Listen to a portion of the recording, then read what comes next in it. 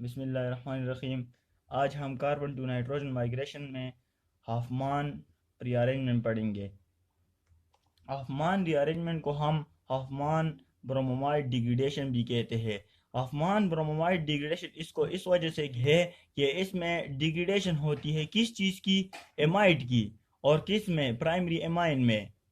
मतलब अगर हमारे साथ एमाइड हो, जो हम प्रोडक्ट ऑब्टेन करते हैं यानी प्राइमरी अमाइन, उसकी डिग्रेडेशन होती है, उसमें एक कार्बन कम होता है as compare to amide. So that's why Hofmann rearrangement is also called Hofmann bromamide degradation.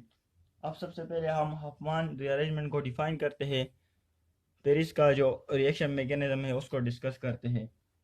The rearrangement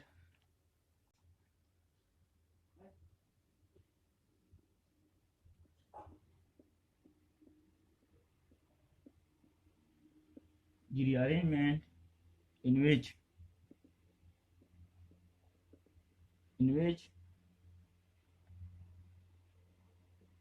an unsubstituted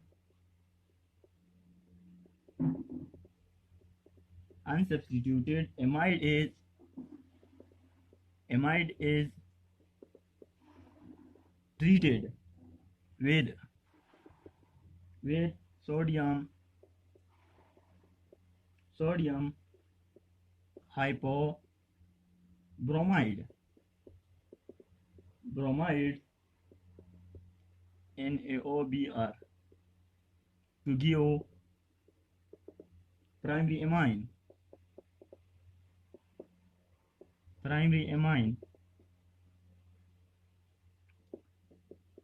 This resulting primary amine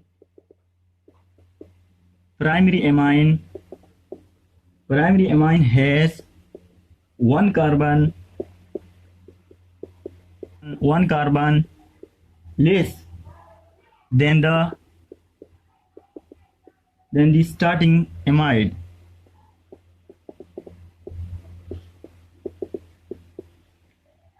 तो अब हफमान रीअरेंजमेंट क्या होता है? The rearrangement in which N unsubstituted amide is treated with sodium hypobromide NaOBr to give primary amine। मतलब क्या होता है, जब हम अनसब्स्टिट्यूटेड एमाइड को सोडियम हाइपोब्रोमाइड से ट्रीट करते हैं तो जो प्रोडक्ट हमें मिलता है उसको हम प्राइमरी एमाइन कहते हैं। और जो प्राइमरी एमाइन होता है वो वन कार्बन लेस होता है। किस चीज से? एमाइड से, स्टार्टिंग एमाइड से। तो इसको हम हॉफमान रीअरेंजमेंट कहते हैं या हॉफमान ब्रोमोमाइड डिग्रेडेशन। और इसको हॉफमान ब्रोमोमाइड डिग्रेडेशन भी इस वजह से कहते हैं कि इसमें एक कार्बन कम होता है एमाइड से। अब इसका जो रिएक्शन मैकेनिज्म है उसको डिस्कस करते हैं। रिएक्शन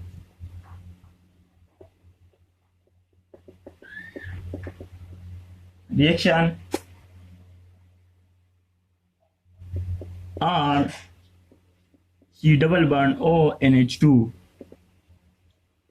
इसको जब हम सोडियम हाइपोब्रोमाइड से ट्रीट करते हैं तो प्रोडक्ट में हमें मिल जाता है प्राइमरी एमाइन प्लस CO2। इसको हम एमाइड कहते हैं और इसको हम प्राइमरी एमाइन कहते हैं। अब इसका जो रिएक्शन मैकेनिज्म है वो किस तरह है? मैकेनिज्म, अब ये जो सोडियम हाइपोब्रोमाइड होता है इसकी फॉर्मेशन का जो तरीकाकार है वो ये है कि सबसे पहले हम सोडियम हाइड्रोक्साइड को ब्रोमीन से ट्रीट करते हैं। सोडियम हाइड्रोक्साइड प्लस Br2 यानी ब्रोमीन। तो ये हमें NaBr, Na और एक Br यहाँ से NaBr प्लस NaOBr। तो यहाँ पर हम 2 मोल लेंगे NaOBr plus H2O। Sodium hypobromide की फॉर्मेशन इस तरह होती है। अब ये जो सोडियम हाइपोब्रोमाइड है इसको हम ट्रीट करते हैं किस चीज से, एमाइड से।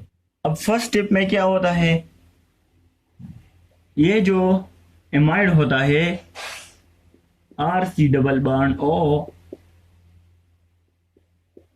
NH H NaOBr, ये इसको हम 2 पोर्शन में डिवाइड करते हैं, तो यहाँ पर प्लस और यहाँ पर माइनस। तो यहाँ से ये जो ऑक्सीजन एटम है ये यहाँ से एक हाइड्रोजन एटम को एब्स्ट्रैक्ट कर लेगा, तो यहाँ से RC double bond O single bond nitrogen H और ब्रोमीन यहाँ पर अटैच हो जाएगा। ये बॉन्ड इस फैशन में ब्रेक होगा, तो यहाँ पर माइनस चार्ज और यहाँ पर प्लस चार्ज, तो ये हाइड्रोजन एटम यहाँ पर जाएगा और ब्रोमीन इस नाइट्रोजन एटम के साथ। तो हमारे साथ N ब्रोमोमाइड मिल जाएगा और इसके साथ साथ NaOH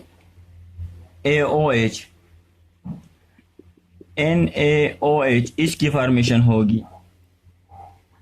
अब NaOH में जो OH है नेक्स्ट स्टेप में क्या करेगा, यहां से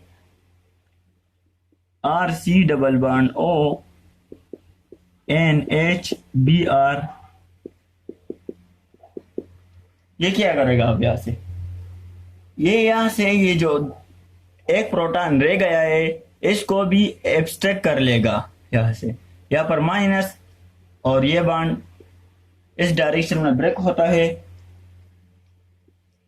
तो यहां से एलिमिनेशन किस चीज की होगी, वाटर मॉलिक्यूल की, -H2O। तो RC डबल बॉन्ड N के ऊपर क्या आएगा, यहां पर नेगेटिव चार्ज क्रिएट होगा और Br प्लस एलिमिनेशन किस चीज की होगी, वाटर मॉलिक्यूल की, प्लस H2O, और इसको हम कहते हैं N bromamide A9, N bromamide A9 ANION, N bromamide A9. अब ये जो N ब्रोमोमाइड एनाइन है यहां से ये ब्रोमीन आयन निकलेगा in the form of negative charge, यहां से ये ब्रोमीन आयन निकलेगा। तो हमारे साथ RC डबल बॉन्ड O, और यहाँ पर फॉर्मेशन किस चीज की होगी, नाइट्रीन की। जब ये ब्रोमीन यहाँ से निकलेगा तो यहाँ पर फॉर्मेशन नाइट्रीन की होगी, और इसको हम कहते हैं नाइट्रीन, इसको हम क्या कहते हैं, नाइट्रीन। और ये एज अ इंटरमीडिएट हॉफमान रीअरेंजमेंट में बनता है, इसको हम कहते हैं नाइट्रीन।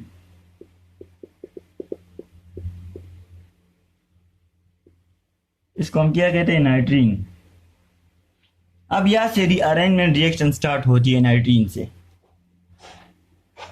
लास्ट स्टेप में जो नाइट्रीन बना था RC double bond O N, तो इसकी रीअरेंजमेंट हम करते हैं, ये जो अल्किल ग्रुप है इसकी माइग्रेशन होगी टुवर्ड नाइट्रोजन, और यहां से ये जो लॉन पेयर ऑफ इलेक्ट्रॉन है इसकी माइग्रेशन कहां पर होगी, यहां पर।